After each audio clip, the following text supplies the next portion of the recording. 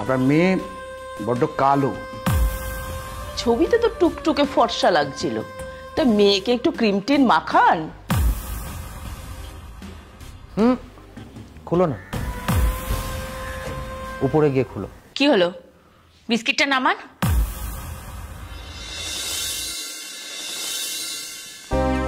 ছাড়ো না মা,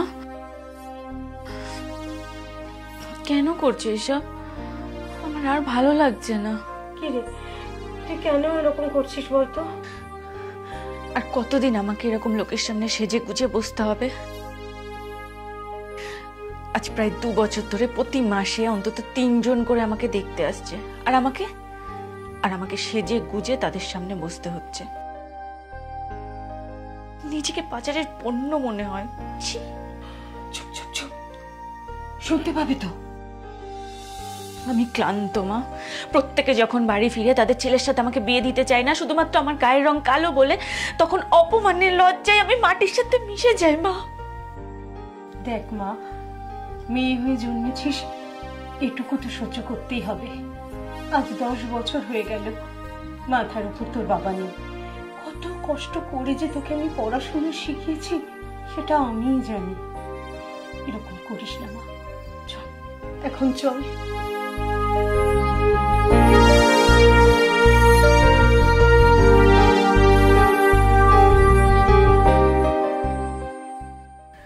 চলো চল।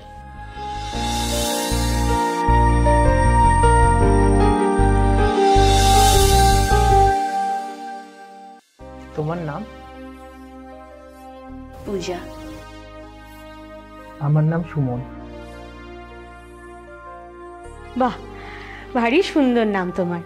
খাও না বাবা, খাও। সত্যি বলতে কি, খুব লক্ষ্মীমন্ত মেয়ে আমার। নিজের মেয়ে বলে বলছি না। হ্যাঁ, সে তো বটেই। আপনার মেয়ের নামটিও ভারী সুন্দর। তা মা, কতদূর পড়াশুনো করেছো? বাংলায় অনার্স নিয়ে পাশ করেছি, এখন মাস্টার্স করছি। বিয়ের পরে যদি ও চাকরি বাকরি পায় তাহলে ওর চাকরি করতেও কোনো অসুবিধা নেই। না না, আমাদের বাড়ির বউদের চাকরি বাকরি হবে না। আমি চাই না যে আমাদের বাড়ির বউরা বাইরে বেরোক। মা, একটু হেঁটে দেখাও তো।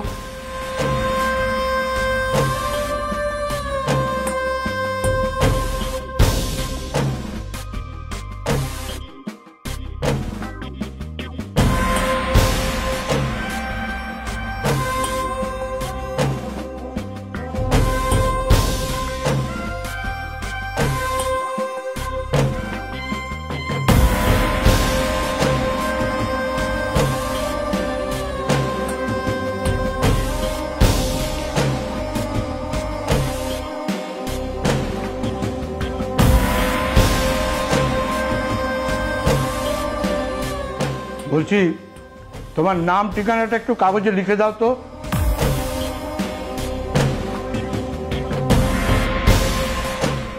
হ্যাঁ হ্যাঁ, এই তো, এই কাগজ।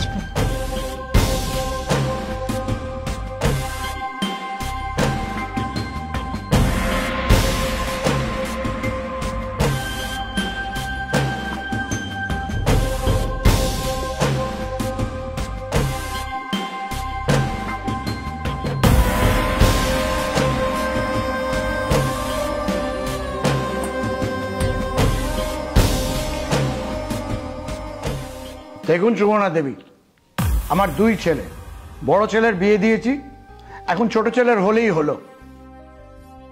হ্যাঁ দাদা, তা তো অবশ্যই। আপনার ছেলেটা কিন্তু ভারী সুন্দর, আর আমার তো এই একটি মেয়ে।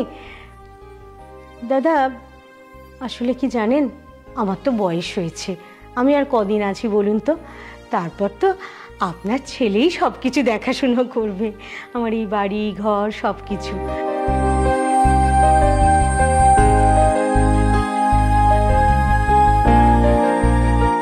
দেখুন, আমি আপনার মেয়েকে আমার বাড়ির বউ করতে পারবো না।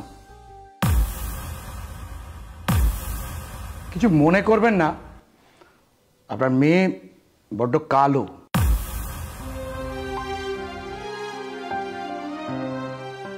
আমরা আমার ছেলের জন্য একটা ফর্সা সুন্দরী মেয়ে খুঁজছি।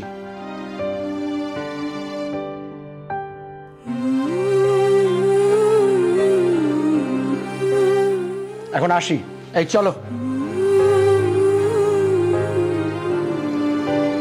না না, শুনুন শুনুন,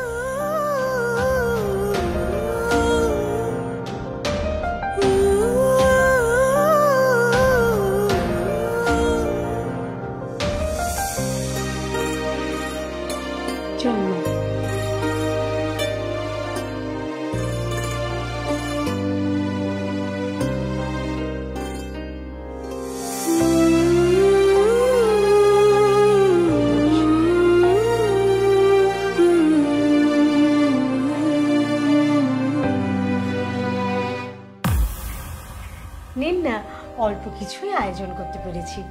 হঠাৎ করে এসেছেন তো। হঠাৎ এলাম বলেই তো আসল চেহারাটা দেখতে পেলাম। কিছু মনে করবেন না দিদি, আপনার মেয়ে বড্ড কালো।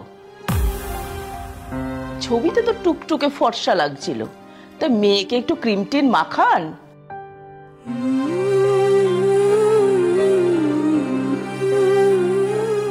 আজকাল তো কত সব প্রোডাক্ট এসেছে বাজারে, মাখলেই ফর্সা হওয়া যায়।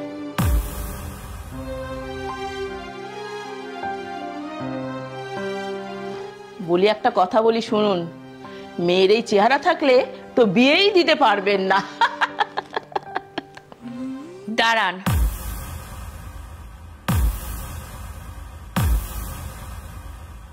বিস্কিটটা নামান।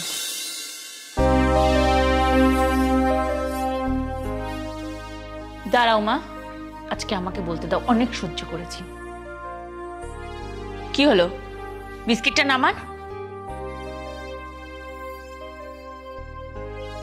এবার শুনুন, আমি ক্লাসে কোনোদিন সেকেন্ড হইনি। মাধ্যমিকে 80%, উচ্চ মাধ্যমিকে 75% নিয়ে পাশ করেছি। গ্র্যাজুয়েশনে বাংলায় অনার্স করে ফার্স্ট ক্লাস পেয়ে এমএ করছি। জীবনে অনেক বড় কিছু করব। এই যে আপনার ছেলে সাধারণ একটা এন্টারপ্রাইজ চালায়, আমাকে বিয়ে করার যোগ্যতা নেই। হ্যাঁ, আমার গায়ের রং কালো। আপনাদের মতো মানসিকতার মানুষকে আমি ঘৃণা করি, যারা গায়ের রং দিয়ে মানুষকে বিচার করে।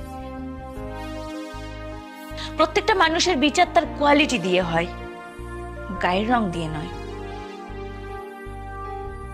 আরে যখনই কেউ আসছে একটু হেঁটে দেখাও, চলে দেখাও, লিখে দেখাও। আরে আমি কি বাজারের পণ্য নাকি? আমার মা আমাকে কখনো ফর্সা হওয়ার ক্রিম মাখায়নি, আর মাখাবেও না, কারণ আমি আমার গায়ের রং নিয়ে খুশি। সমস্যা আমার গায়ের রঙে নয়, সমস্যা আপনার মনে।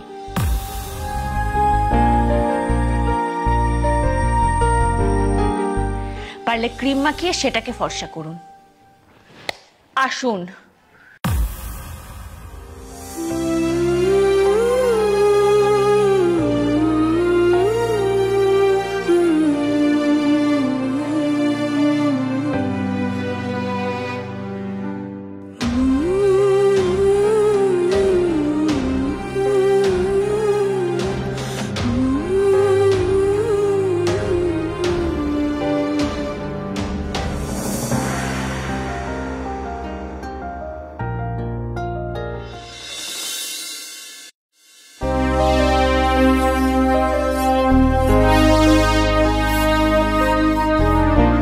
বাবা, দুটো মিষ্টি অন্তত খাও, আমি এনে দিই।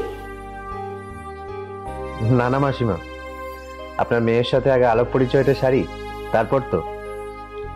আপনি তো জানেন যে আমার পরিবারে আমি ছাড়া আর কেউ নেই, তাই আমি একাই কথা বলতে এসেছি। আপনার মেয়ের সাথে তো আমার আলাপই হয়নি। নমস্কার, আমি স্বর্ণজিৎ। আমি পূজা। মাসিমা, আপনার বা আপনার মেয়ের যদি কোনো অসুবিধা না থাকে তাহলে আমি আপনার মেয়ের সাথে একটু আলাদা করে কথা বলতে পারি?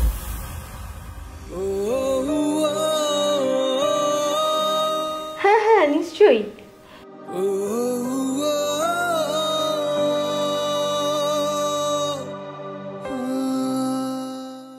পূজা, আসুন।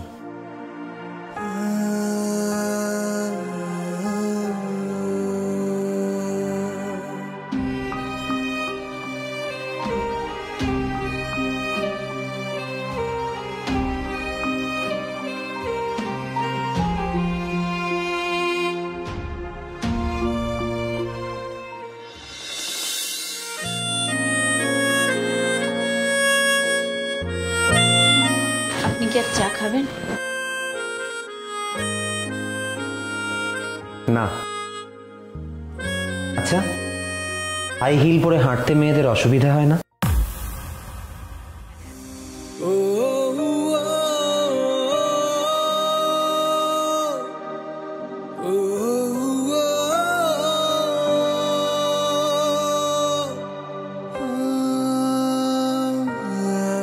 আমার আপনার কাছে কোনো প্রশ্ন নেই।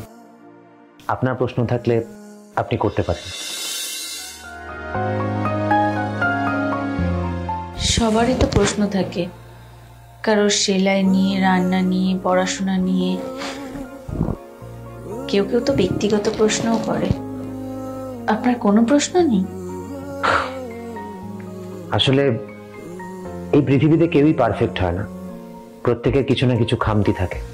আমারও আছে, আপনারও আছে। সেগুলো মেনে নিয়ে এগিয়ে যাওয়াটাই জীবন। আর বাকি থাকলো রান্না বান্না, সংসারের কাজ, সেগুলো তো সংসার করতে করতেই শিখে যাবে। আমিও কিন্তু অল্প বিস্তর রান্না করতে পারি। আরেকটা কথা, আপনাকে যখন আমি প্রথম দেখলাম তখন আমি মুগ্ধ হয়ে আপনার দিকে তাকিয়েছিলাম। আপনার চোখ দুটো বড্ড সুন্দর। আপনার কোনো প্রশ্ন নেই?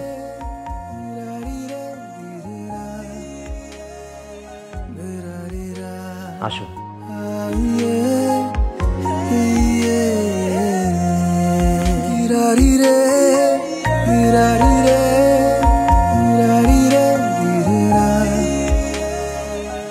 উনি আমাকে কোনো প্রশ্নই করলেন না। আমাদের বিয়ে ঠিক হলো, কিন্তু বিয়ের দুদিন আগেই হঠাৎ উনি আমাকে ফোন করে বাড়ির নিচে ডাকলেন। হ্যালো। হ্যালো। কি করছো? 2 মিনিটের জন্য একটু বাড়ির নিচে আসতে পারবে? আমি দাঁড়িয়ে আছি। হুম।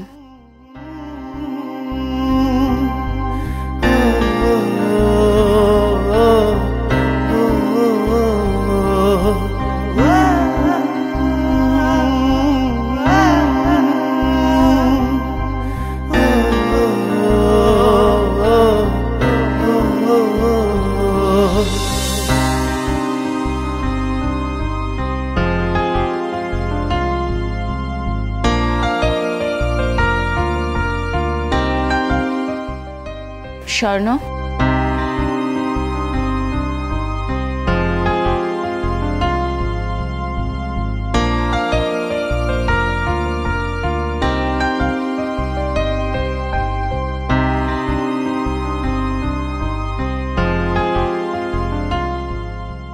হঠাৎ ডেকে পাঠালে?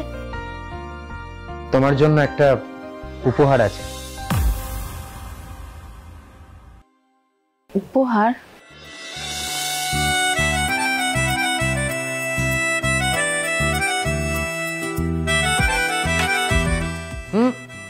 খুলো না, উপরে গিয়ে খুলো। আসি।